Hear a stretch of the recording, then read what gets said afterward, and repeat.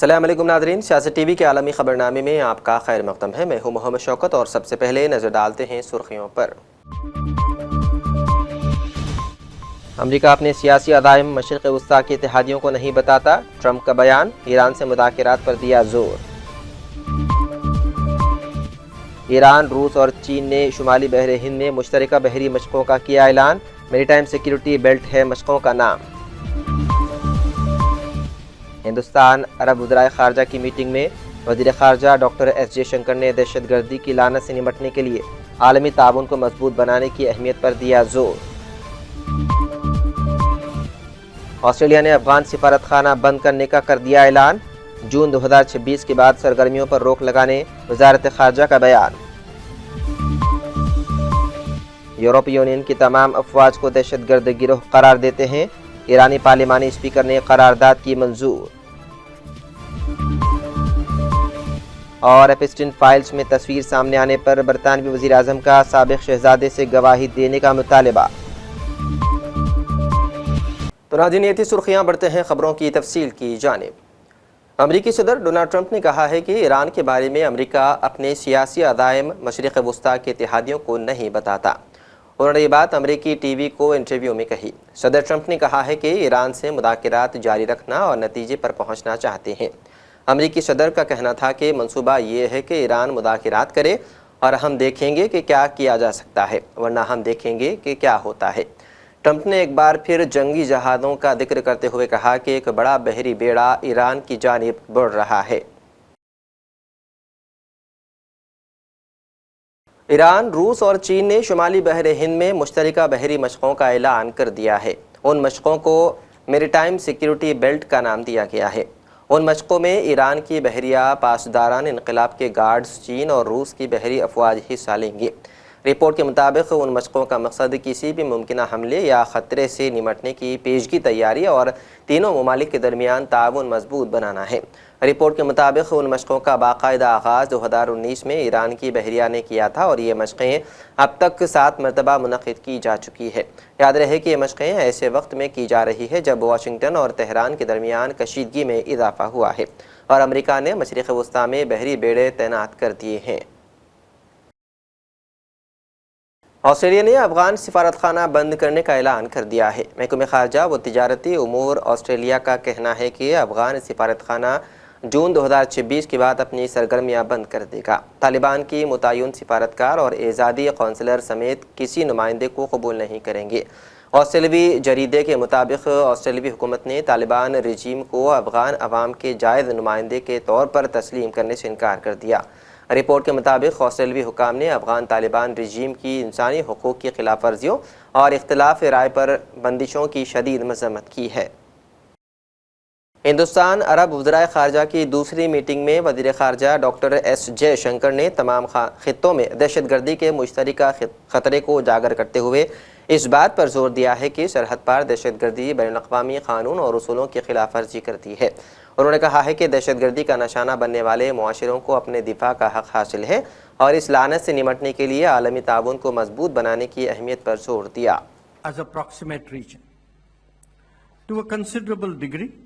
Its implications are relevant for India's relationship with Arab nations as well. Multiple developments, each of considerable consequence, have taken place in Middle East, West Asia over the last few years. Many of them have reverberated well beyond the region. The situation in Gaza, in particular, has been the focus for the international community. Many of us were present at the Sharm el-Sheikh Peace Summit in October 2025. This evolved into the UN Security Council Resolution 2803 of November 2025, taking forward the comprehensive plan to end the Gaza conflict is today a widely shared priority. Various countries have made policy declarations on the peace plan individually or collectively. This is the larger context in which we deliberate on the region's challenges and prospects. There are a number of other situations in the region that also merit our collective attention. One is the conflict in Sudan that is exacting a deadly toll on its society. Another is that in Yemen, with the additional implication for the safety of maritime navigation. Then there is the concern about Lebanon, where India has troops committed to UNIFIL. Where Libya is concerned, all of us have an interest in advancing the national dialogue process. The direction of events in Syria is also critical for the well-being of the region. Contemplating this multitude of challenges, our shared interests warrant strengthening forces of stability, of peace, and of prosperity. A common threat in both our regions to these objectives is that of terrorism in all its forms and manifestations. Cross-border terrorism is particularly unacceptable because it violates the basic principles of international relations and diplomacy. Societies targeted by terrorism have the right to defend themselves and will understandably exercise it. It is essential that we strengthen international cooperation to combat what is a global scourge. Zero tolerance for terrorism must be an uncompromising universal norm. Spain में अंदाज़न 5 लाख ज़ायद तारिकीन वतन ऐसे हैं जो कानूनी इजाज़त के बगैर मुकीम हैं। ये अफराद वो काम करते हैं जिनसे ज़्यादातर हिस्पानवी शहरी गुरेज करते हैं, जिनमें खेतों में फल और सब्जियां तोड़ना, बच्चों और बुजुर्गों की देखभाल, घरों और होटलों के कमरों की सफाई शामिल है। लेकिन अब स्पेन उन अफराद को मुआशरे के मरकज़ी धारे में शामिल करना चाहता है। रवा हफ्ते हुकूमत ने ऐलान किया है कि वो उन तमाम गैर मुल्कियों को रिहाइश और काम की इजाज़त देगी जिनका कोई मुजरिमाना रिकॉर्ड नहीं है। ईरान के पार्लियामेंट के स्पीकर ने कहा है कि इस्लामी जमहूरिया अब यूरोपीय यूनियन की तमाम फ़ौजों को दहशतगर्द गिरोह करार देती है। ये बयान यूरोपीय यूनियन के उस फैसले के जवाब में आया जिसमें ईरानी पासदारान इनक़िलाब को मुल्कगीर एहतजाजी मुजाहिरों के खिलाफ खूनरेज़ क्रैकडाउन की वजह से दहशतगर्द तंजीम करार दिया गया।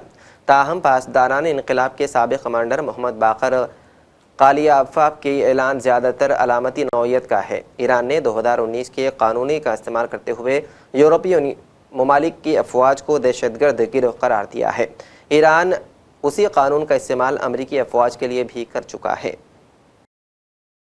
ईरान के सुप्रीम लीडर ने खबरदार किया है कि अमेरिका की जानिब से कोई भी हमला मशरिक़ वस्ता में इलाक़ाई जंग को जन्म देगा। आयतुल्लाह ख़ामनाई के बयानात अब तक के सबसे बराह रास्त इंतबाह है। दूसरी जानिब अमरीकी सदर डोनाल्ड ट्रंप बहर अरब में तैयारा बरदार बहरी जहाज़ USS इब्राहिम लिंकन और मुतालिका अमरीकी जंगी जहाज़ भेज चुके हैं। ये अभी तक वादे नहीं कि ट्रंप ईरान के खिलाफ ताकत का इस्तेमाल करेंगे या नहीं। उन्होंने बार बार कहा कि ईरान अब मुदाकरात चाहता है। ईरानी सरकारी टेलीविज़न के मुताबिक ख़ामनाई ने कहा, अमरीकियों को मालूम होना चाहिए कि अगर वो जंग शुरू करेंगे तो इस बार ये इलाक़ाई जंग होगी। बयान में मज़ीद कहा गया है कि हम हमलावर नहीं हैं और ना ही किसी मुल्क पर हमला करने के ख्वाहिशमंद हैं, लेकिन ईरानी कौम जो भी इस पर हमला करेगी या उसे हरासा करेगा उसे सख्त जवाब देगी। बरतानिया के वज़ीर-ए-आज़म केयर स्टार्मर ने बदनाम ज़माना अमरीकी शहरी जेफरी एप्स्टीन की नई दस्तावेज़ात में काबिल-ए-एतराज़ तस्वीर सामने आने पर साबिक़ शहज़ादे एंड्रयू से गवाही देने का मुतालबा कर दिया। बरतानवी वज़ीर-ए-आज़म ने शाही ख़ानदान के फ़र्द और साबिक़ शहज़ादे एंड्रयू से मुतालबा किया कि वो अमरीकी कांग्रेस के सामने पेश होकर गवाही दे।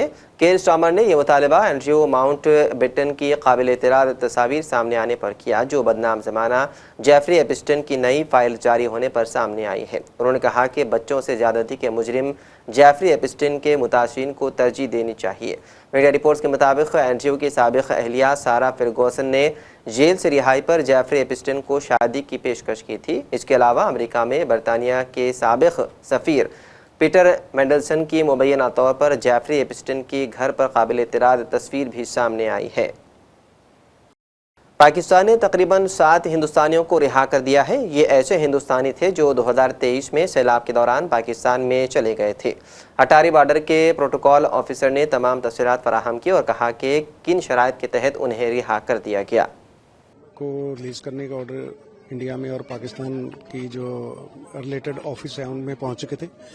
अप्रॉक्सीमेट 5:30-6 बजे 6-6:30 बजे पाक रेंजर ने 7 के 7 सिविल प्रिजनर को BSF के हैंड ओवर किया, वहाँ से इनको कस्टम और इमिग्रेशन ऑफिस में लाया गया, जहाँ पे इनका प्रॉपर कस्टम और इमिग्रेशन होने के बाद डिप्टी कमिश्नर ऑफ अमृतसर की तरफ से नायब तहसीलदार अटारी जी की ड्यूटी लगी है, वो यहाँ पे उनको रिसीव करने के लिए पहुँच चुके हैं। Shri Sohail Mir IPS SSP Amritsar rural की तरफ से इनको यहाँ से बॉर्डर से गुरु नानक हॉस्पिटल में जो रेड क्रॉस ऑफिस है वहाँ से ले जाने के लिए सिक्योरिटी का प्रबंध किया गया और एक पायलट लगाई जो यहाँ से लेके अमृतसर के अंदरूनी एरिया गोल्डन गेट तक जाएंगे, इंडिया गेट तक। वहाँ से कमिश्नर ऑफ पुलिस अमृतसर की जो गाड़ी है उनको लेके आगे जाएगी पूरी सिक्योरिटी के साथ। तो ये जो टोटल 7 पर्सन है, जिसमें से फिरोजपुर सेक्टर के 4, एक जालंधर, एक लुधियाना और एक यूपी का है। एक्चुअली 2023 में जब भी फ्लड आया था तो कुछ लोगों की बिल्कुल तारबंदी के साथ जमीन लगती थी, कुछ काश्त के लिए गए थे, कुछ वहाँ पे अपने रिश्तेदारों के रख रखाव के बचाने के लिए पशु वगैरह या उनको घर का सामान बचाने के लिए, तो फ्लड रात को उसका दायरा बढ़ गया तो उनको मालूम नहीं चला, तो फ्लड में ये निकल गई सारी। घर वापस आ रहे हैं, परिजन भी आए लेने के लिए? 1-2 पार्टीज आई हुई उनको परिजन लेने के लिए, बाकी उनको शायद इंटीमेशन किया। हिंदुस्तान यूरोपीय यूनियन FTA पर कांग्रेस MP जयराम रमेश के बयान पर मरकजी वजीर पीयूष गोयल ने कहा अंगूर खट्टे हैं। पीयूष गोयल ने कहा कि कांग्रेस पार्टी का ट्रैक रिकॉर्ड इतना ख़राब है कि जयराम रमेश जैसे दोस्त और कांग्रेस जैसी पार्टियां भी भारत को चीन के साथ FTA करने पर मजबूर कर रही थी। मैं उनसे ये सवाल पूछना चाहता हूं कि आप भारत को इलाकाई जामे इक़्तिसादी शराकतदारी में शामिल करने के बारे में कैसे सोच सकते हैं, जो कि बुनियादी तौर पर चीन और भारत के दरमियान एक FTA था। बातचीत शुरू की, साथ में लॉन्च की, 13 में छोड़ दी। उनमें तो साहस ही नहीं था, हिम्मत ही नहीं था एग्रीमेंट करने का। डर के मारे UPA और कांग्रेस की सरकारें कभी निर्णय नहीं ले पाती थी। और जयराम रमेश जी तो वैसे एंटी डेवलपमेंट माने जाते हैं, आपने देखा ही है। एक पर्यावरण मंत्री के नाते उन्होंने देश का पूरे विकास यात्रा को ठप कर दिया था। तो कांग्रेस का ट्रैक रिकॉर्ड इतना खराब है। जयराम रमेश जी जैसे मित्र और कांग्रेस जैसी पार्टियां तो भारत को चाइना के साथ FTA करने को मजबूर कर रही थी। मैं तो उनको सामने ये सवाल पूछना चाहता हूं कि आपने कैसे सोचा भी कि regional comprehensive economic partnership RCEP, जहां चाइना और भारत के बीच एक प्रकार से FTA हो रहा था, उसमें भारत को झोंकने की हिम्मत कैसे की? ये पाप कैसे कांग्रेस ने किया? कांग्रेस ने जवाब देना चाहिए जनता को, जो पाप करने जा रहे थे चाइना और भारत के बीच FTA करके भारत के हितों को पूरी तरीके से ध्वस्त कर देते। और ये है कांग्रेस का डेड इकोनॉमी बोलते हैं राहुल गांधी, बार बार कहते हैं कि डेड इकोनॉमी है, 2 बार रिपीट कर चुके हैं। भाई, दुनिया की फास्टेस्ट ग्रोइंग वर्ल्ड इकोनॉमी। आपने EU कमीशन के प्रेसिडेंट, EU काउंसिल के प्रेसिडेंट के वक्तव्य सुने, कितना उत्साह था उनमें भारत के साथ संबंध सुधारने का। आज 7-8% पे तो दुनिया की कोई और इकोनॉमी ग्रो नहीं कर रही है भारत के अलावा। आज पूरे विश्व को भारत के साथ संबंध बढ़ाने के उत्साह है। ये तो मैं मानता हूं एक प्रकार से देश के अंदर ही लोग ऐसे बैठे हुए हैं, राहुल गांधी जी जैसे, जयराम रमेश जी जैसे, जो अपने ही देश को नीचा दिखाते हैं और अपने ही देश की उपलब्धियों को नकारात्मक सोच के साथ देखते हैं। ये नहीं देख पाते हैं कि देश कैसे आगे बढ़ रहा है, कैसे 25 करोड़ लोग गरीबी की रेखा से बाहर निकले, कैसे आज देश का युवा युवती उत्साह के साथ नए स्टार्टअप में जॉब क्रिएटर बन रहे हैं, कैसे आज देश भर में इंफ्रास्ट्रक्चर का बड़ा विस्तार हो रहा है। एक तरफ लोगों का जीवन आगे बढ़ रहा है। और आखिर में सुर्खियों पर एक और नजर। अमेरिका अपने सियासी अज़ाइम मशरिक़ वस्ता के इत्तेहादियों को नहीं बताता, ट्रंप का बयान। ईरान से मुज़ाकरात पर दिया जोर। ईरान, रूस और चीन ने शुमाली बहरे हिंद में मुश्तरका बहरी मशक़ों का किया ऐलान। मैरीटाइम सिक्योरिटी बेल्ट है मशक़ों का नाम। हिंदुस्तान अरब वज़राए ख़ारजा की मीटिंग में वज़ीर ख़ारजा डॉक्टर S जयशंकर ने दहशतगर्दी की लानत से निपटने के लिए आलमी ताउन को मजबूत बनाने की अहमियत पर दिया जोर। ऑस्ट्रेलिया ने अफगान सिफारतखाना बंद करने का कर दिया ऐलान। जून 2026 के बाद सरगर्मियों पर रोक लगाने वजारत खारजा का बयान। यूरोपीय यूनियन की तमाम अफवाज को दहशतगर्द गिरोह करार देते हैं। ईरानी पार्लिमानी स्पीकर ने करारदाद की मंजूर। और एपिस्टिन फाइल्स में तस्वीर सामने आने पर बरतानवी वज़ीर आज़म का साबिक़ शहजादे से गवाही देने का मुतालबा। तो नाज़रीन, सियासत टीवी के आलमी खबरनामे में बस इतना ही। मज़ीद अपडेट्स के लिए आप बने रहिए सियासत टीवी के साथ। फ़िलहाल मुझे दें इजाज़त। खुदा हाफिज़।